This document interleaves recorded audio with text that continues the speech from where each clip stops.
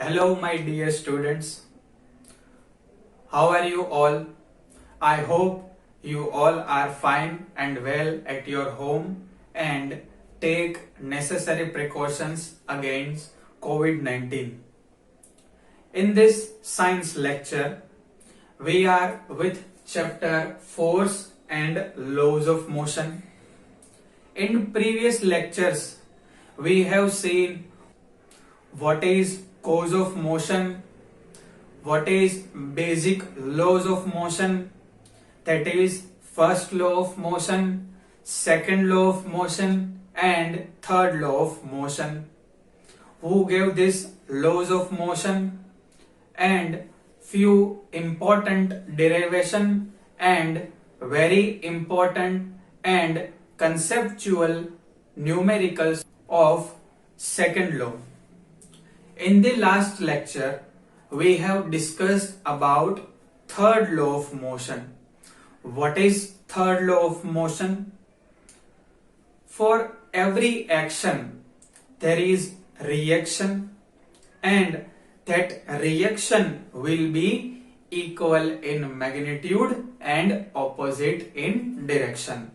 So third law states that if I apply force on anything, it will have equal reaction.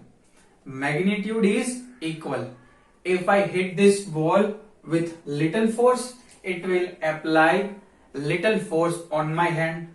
If I apply more force, it will apply more force on my hand. And another thing, notice that this direction of force will be opposite. If I apply force in this direction, its reaction will be in this direction. If I applied force in this direction, its reaction will be in opposite direction. So magnitude is equal and direction will be opposite.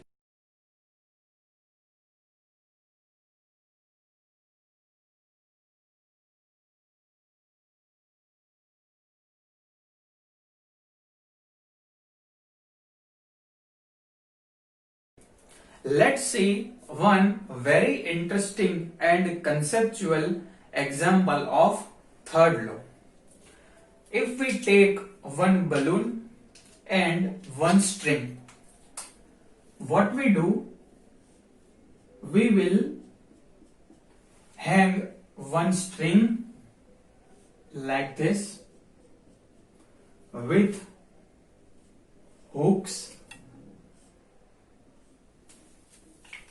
and the string will be like this.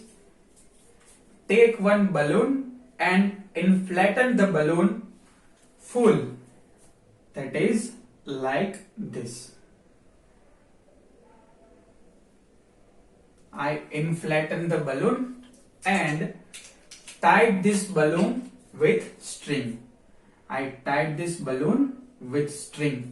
So air will not escape from this balloon. Now what should I do? Now I attach one straw on this balloon and attach this straw in such a way that this string should be passed through this. This string should be passed through this straw. So I have one straw that I have to attach on balloon by some tape or say glue, and I have to pass this straw through this string. So arrangement will be like this. Now what I have to do, I cut this thread or release this thread. Now what will happen? We all know that air will be try to come out from this balloon.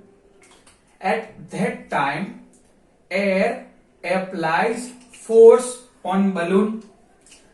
air is escaping in which direction? Air is escaping in this direction. So the force in this air is in this direction, and opposite force, in the last lecture we have discussed that no force can act alone. There is always couple of force. There is always pair of force, and this pair or this couple is always in opposite direction.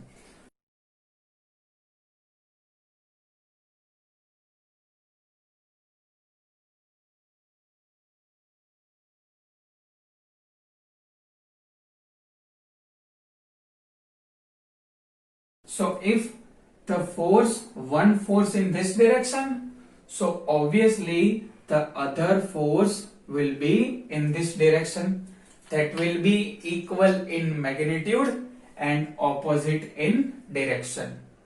Now we can observe that this balloon will move in this direction. So think what will happen in this situation. Air which is escaping from this balloon exert force on this balloon. So escape of this air is in this direction. So the force in the air is in this direction.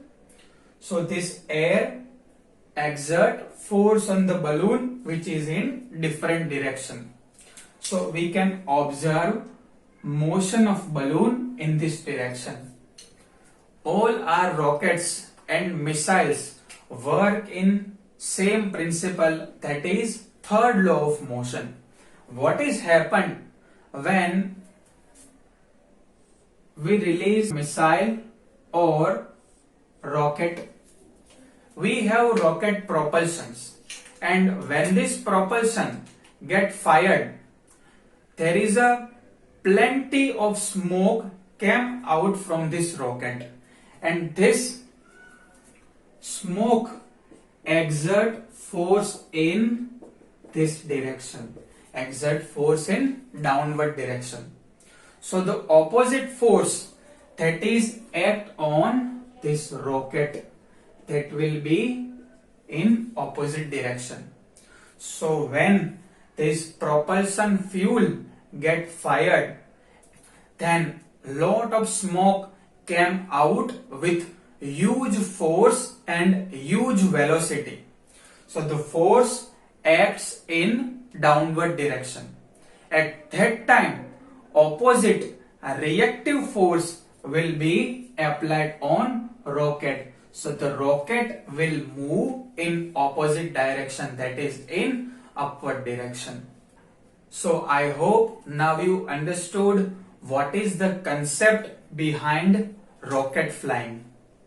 So this is the application of third law of motion. So I hope now onwards you can see in which case or in which real life case we have these laws of motion, say first law, second law, third law. My dear friends, I would like to say that we can learn science only by observation. If we have such kind of sight that we can see science in our everyday life, then and only then we can learn science. I must say you that this textbook contains topic of science. Where these topics come from? This topic came from observation. People like us observed things around us and they try to find cause behind that. They try to find cause behind that and deeply study that particular phenomena. Why this is happening, what is the nature of this phenomena, and then they publish research paper. And this research paper will be studied by scientists and professors and some big organizations, and then it allowed to publish this scientific research paper, and then this experiment, this scientific research paper will come to us, and we will study it and try to apply in our everyday life. So that's how science work. Let's take another example. I hope you remember experiment of gun that we explain in third law of motion. In that we have seen one special kind of force. Try to remember that force, name of that force. I will tell you later. So the experiment is like this.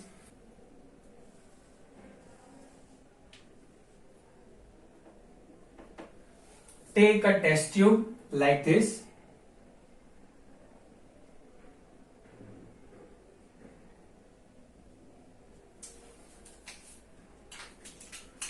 Pour it with some water. Pour it with some water and apply stop cork on its mouth. Now hang this test tube with stand. Hang this test tube with stand.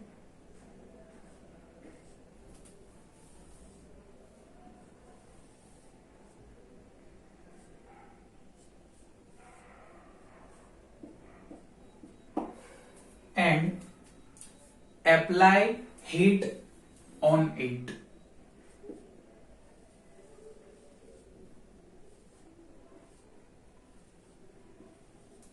And apply heat on it by burner.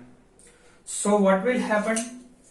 This water starts boiling and gets converted into vapor. Now what will happen? This vapor try to push this cork. This vapor will try to push this cork. When in this tube there is enough vapor and enough vapor pressure that can throw this cork out. When there is enough pressure built in this test tube, what will happen? This cork will move in this direction. It will throw out in this direction. When this cork throw in this direction, opposite force will be act on this test tube, and this force will be in this direction. Why? Because there is a force on cork in this direction. So in opposite direction and same amount of force acts on this test tube. So this test tube will move in this direction. So something like this will be happen. There is a test tube. Suppose this is the test tube and this is the cork stop. This is the test tube and this is the cork stop. When this cork stop will move in this direction, what will happen? This test tube will move in backward direction. Something like this. You can imagine that when this cork stop move in this direction, at that time only this test tube moves in backward direction. So this test tube gets force. Now I told you to remember the force that we given name in example of gun.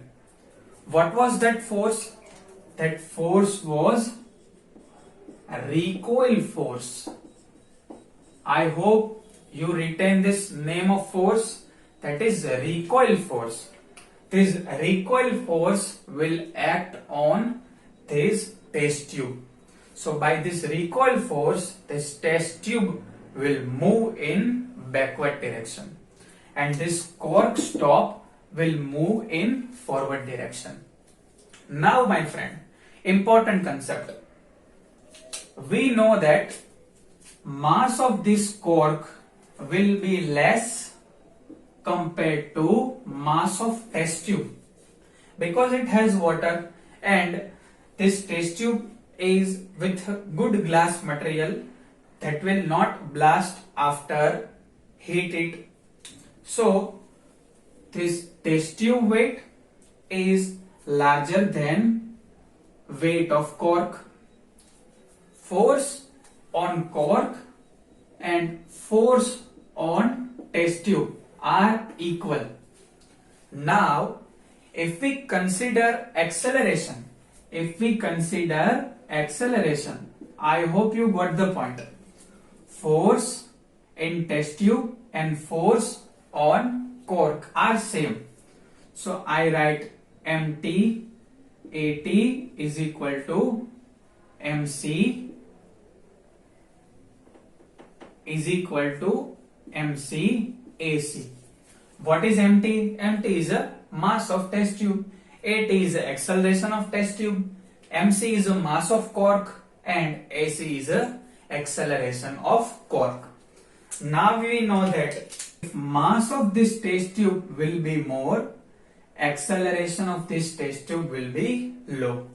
And if mass of this cork will be low, acceleration will be large. So by this experiment you can observe that if this cork goes to somewhat say 2 meter farther from this stand, will you think that if I cut this string and still I arrange some arrangement in that way that this test tube can also go in this direction, will it cover same distance that covered by this cork? Of course not. You can think about that. Suppose this cork goes further 2 meter. 2 meter goes in this left direction. Do you think this test tube will also go 2 meter backward in this direction? No, it will not. Why? Because test tube has greater mass. So acceleration in this test tube will be low. So I hope now you understood that less acceleration in gun compared to acceleration in bullet. So this is the example of third law of motion. From that we can understood how third law is exist in our everyday life. Now we have important concept that is called conservation of momentum. Now I hope you know and you remember what is momentum. Momentum is nothing but mass into velocity. You know that momentum denoted by letter P and it is equal to mass into velocity. Let's take one example to derive formula of conservation of momentum.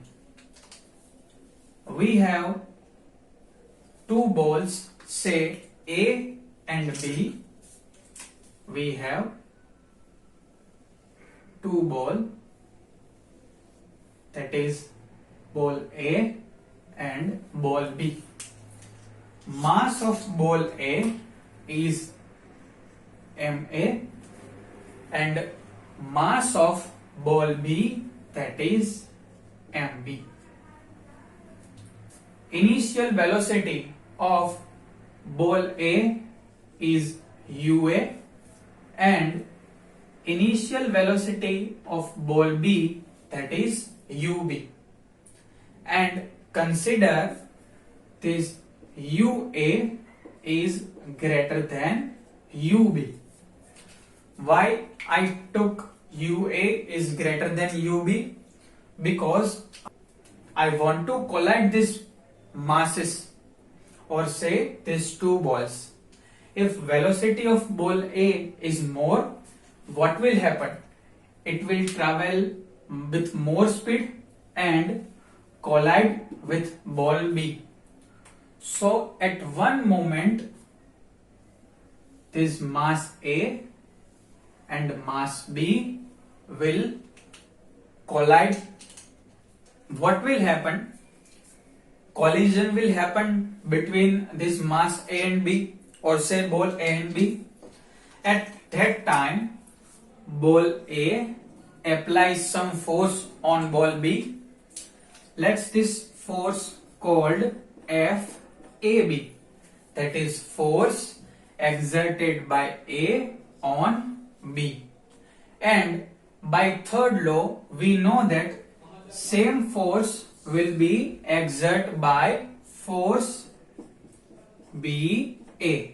That is, same force will be exerted by ball B on ball A. And let's consider time of this collision is t.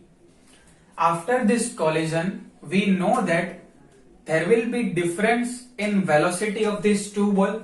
Now, this both ball will not move with the velocity u and ub. It will some different velocity. Let's say these two ball now move with the velocity, that is final velocity VA and VB. So the velocity of ball A is VA and velocity of ball B is VB. Now we know that this force AB is equal to force BA, but this force is in opposite direction. So if we take a right side force as positive, we have to take left side force as negative. Or we can consider in either way. If we took left side force as positive, we have to take right side force as negative. Let's take FAB is equal to minus FBA. What is FAB? FAB is force exerted by A on B, and FBA is force exerted by B on A. So force is nothing but rate of change of momentum.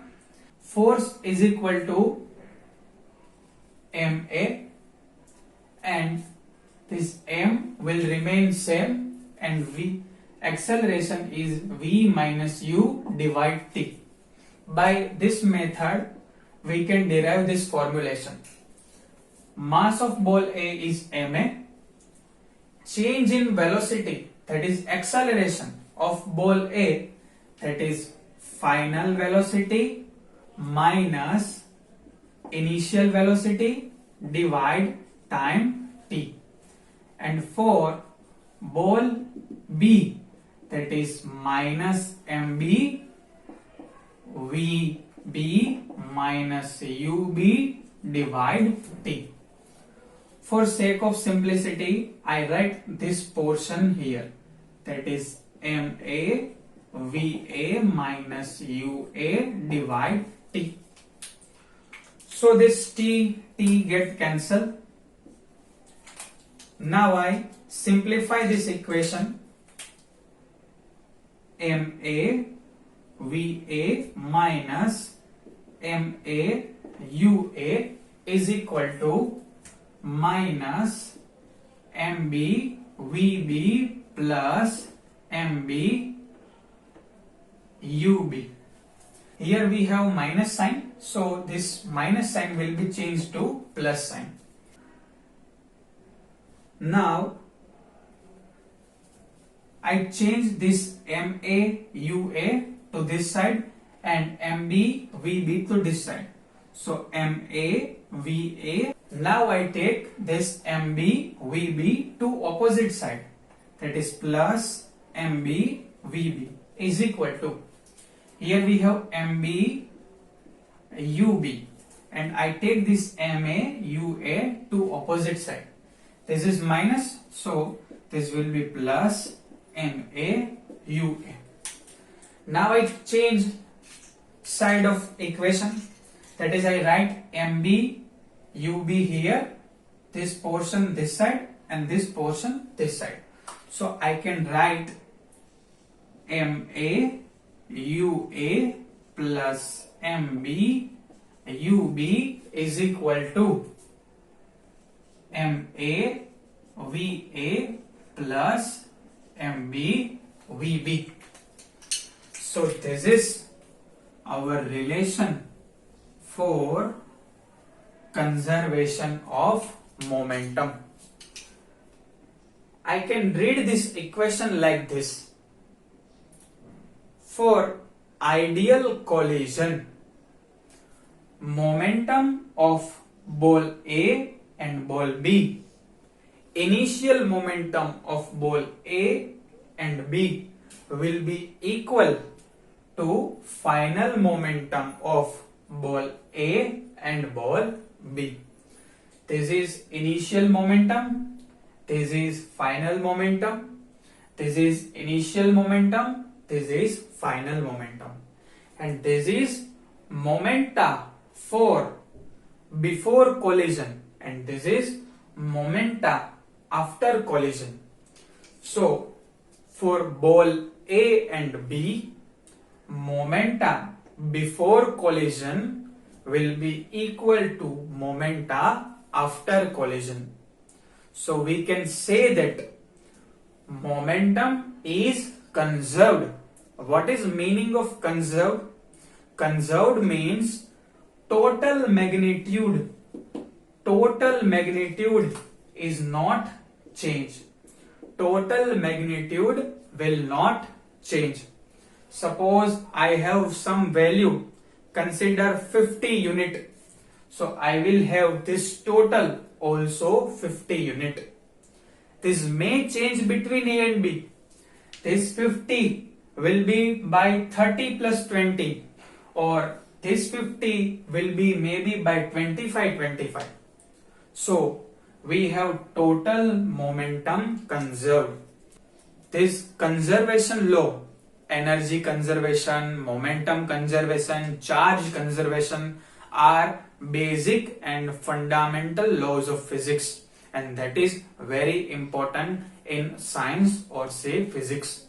So I hope you understood what is conservation of momentum, what is real life application, and example of third law of motion. Thank you.